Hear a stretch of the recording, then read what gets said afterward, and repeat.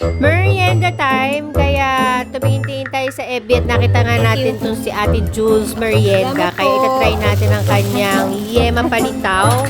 Maliban kay Ate Badet na mag-iina delicacy, meron tayo nakilala na taga-Orion lang. Kaya order tayo at tikman natin. Hindi siya Sabi masyadong ni Tatay, matamis. ayan.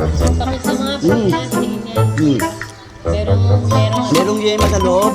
Dahil lang hindi masyadong matamis. Sakto lang, tama lang, tama lang. Tama lang sa panlasa. Ayun, ako, totoo. Sarap mo. Ayan, titikman natin ang Jules Merienda. So, ayan po. Binawas ko na kasi ito para kay Tatay. So, ito na. Titikman natin siya, no? Ito yung may yema. Taga dito lang po yan sa Orion. Titikman natin.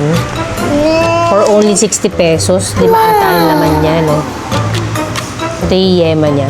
Without, ano muna tayo? Without sugar. Mama. Hindi na ganun katamis. Tama lang. Ulo mo. Daw masakit ka ulo mo. Nga. Harap. Masarap na may tsaa. Brown, mukhang chocolate, butter. Okay ka? May hindi na katamis. Ano na? Yung yema niya, hindi ganun katamis. Masarap pa yun, nagpasarap palalo yung sesame seed at fresh na niyog, di ba? Dapat yung mas masarap talaga yan, ganun eh. Ayo, Mama! makakaulit. Kung gusto naman kumamis to, meron siyang ganito. So, lagyan nyo na lang kung gusto nyo po. Pero para sa akin, okay na po yung tamis ng yema. Pero lasa parang peanut butter. Diba? Nga. O baka yung kinain ko lang kanina. Pero para sa akin, tama yung tamis ito.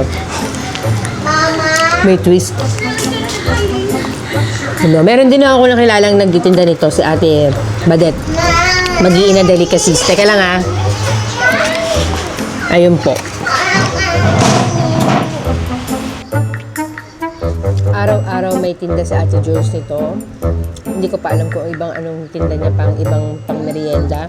Kaya, i-add nyo na lang po. Right? Ay, teka lang ha. Bye guys. Thank you for watching. Order na po kayo ha.